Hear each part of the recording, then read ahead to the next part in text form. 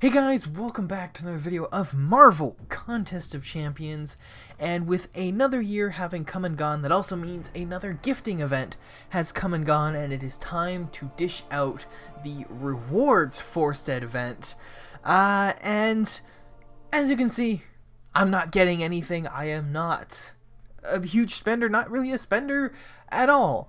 But I wanted to talk about a little bit about the dealing of the rank rewards after seeing a little bit, or hearing a little bit rather, from what other people have been saying today. And there's a couple things I want to talk about specifically. I guess the big one is, of course, and it's the thing I'm not going to get stuck on for too long, but it's of course the legitimacy of the legitimacy and the integrity of such events. I just a little while ago saw Seaton's video on taking a look at some of the people on the leaderboard here and seeing just how legitimate some of these placements are. And there's a couple, I mean, they're blatantly obvious. Like there's so many things that just don't make sense and raise red flags. Literally as high as the third position of the solo gifting event. This Rimo guy is a level 33, I think it is. Has one 6-star and a bunch of rank 1 5-stars on their profile. So clearly that's not legit. There's some other ones down the list as well. One number 12 there, Meat Curtains 77. If you get it, you get it. It's unfortunate. But I mean, it happens at this point. It's happening every year. I mean, it seems to be a little cleaner than it has been the last year, the year before, whatever it was. It was the big blow up of just cheating and just scumminess, honestly. But this year seems to be a little bit cleaner, though. Unfortunately, as you can see, there are some people who really shouldn't be where they are, and unfortunately that means that the people who did this legitimately miss out on some potentially pretty crazy rewards. I mean, looking at the rewards for the solo event here, and that, not that I ever expected to be getting anywhere near them, but the top rewards here are pretty insane. The generic 6-star Awakening Gem, a tier 5 class Catalyst Selector, and then you got the 2 to 3 rank up gem. Of course, there's the 6-star Thanos there, which is probably my favorite part of it all, because the collector in me would absolutely love to have that. Some awesome catalysts, a bunch of Nexus crystals, that's pretty sweet as well, and then a large stack of shards on the end there. So unfortunately, because it looks like there's at least 2 in the top 30 who a little scummy, we'll be honest. That means, unfortunately, people who got 31st and 32nd there missed out on some pretty amazing rewards. Unfortunately, I don't really think there's anything Kabam can do legally. If the people spent the money on the game, they can't just go, oh, no, you get nothing for that because it wasn't legit. Or it wasn't what do you want to call it? A consistent player, whatever you want to call it. Yeah, it's just, it's unfortunate. Unfortunately, I don't think there's much anybody can do about it. It happened. But yeah, like I said, I don't want to get stuck on that for too long here. I want to make this video short and sweet here. The main thing I want to talk about, though, is the estimates for what people spent to get these top positions. Actually, one thing also really quickly, the fact that I realize now it's partially cut off on my recording here, but I somehow placed in the top. Well, I mean, 500,000 isn't super duper high, but considering the fact that at least according to Google Play, there's 100 million plus downloads of the game, the fact that I traded a couple crystals and got this high is surprising. But yeah, anyway, quick detour there, but the main thing I want to talk about is what people spent on this game. Now, this is again from Seaton's video as well, which is what got me wanting to make this video, because I was just absolutely blown away. So we've got here, here we go, number 33 there, Pep 1000. Chances are you've probably heard of him. If not, you've heard about the Pep method, which is named after him. Now I don't know him at all personally. Seaton says he'd been in contact with him as well, asking how much did he spend this year on the gifting event to get 33rd on the overall, and apparently he spent about $8,000, and he didn't even get the top rewards. $8,000. He also said apparently that's him going easy on the gifting event. Holy crap. This is what absolutely blows me away. The fact that people are able to spend this much money on a game.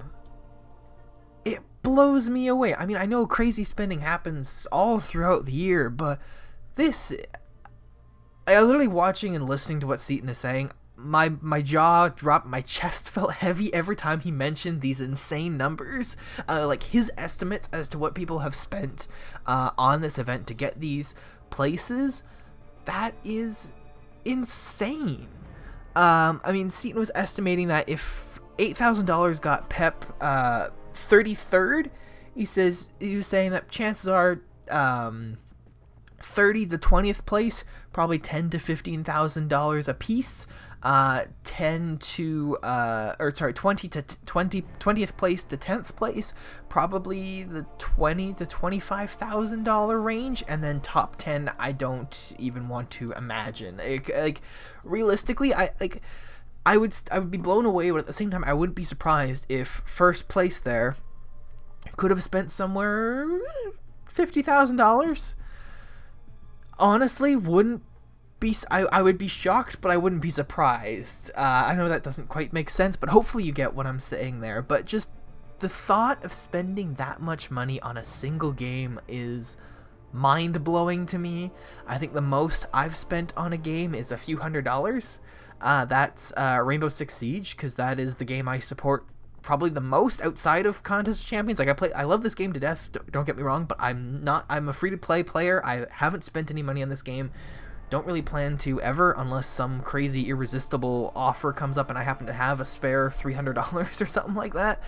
But yeah, I've spent like a few $100s on that game, but that's also it's hard if you don't know the game, it's hard to explain, but basically they release things in the game that are like to support other things. Like all the money doesn't go directly to like the game developers. There are certain things that they are supporting, like the pro league scene. Sometimes they even have like charity organizations that they are now putting things out for, so some of that money goes to them. So all that stuff I'm absolutely up for, but spending thousands and thousands of dollars on an account is just mind-blowing to me. Like I felt like I was spending too much. I think I spent like 1,800 units on my main account, and I thought that was spending big.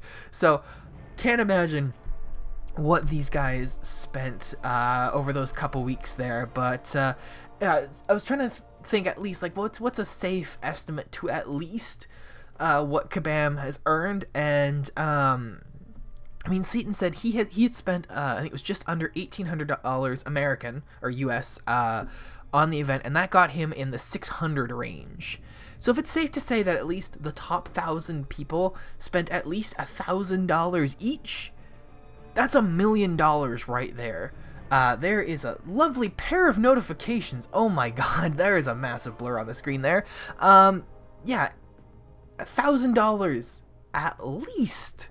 On a game, or $1,000, $1 million at least amongst everybody else. Like that is mind blowing. So in a couple weeks, Kabam made at least $1 million.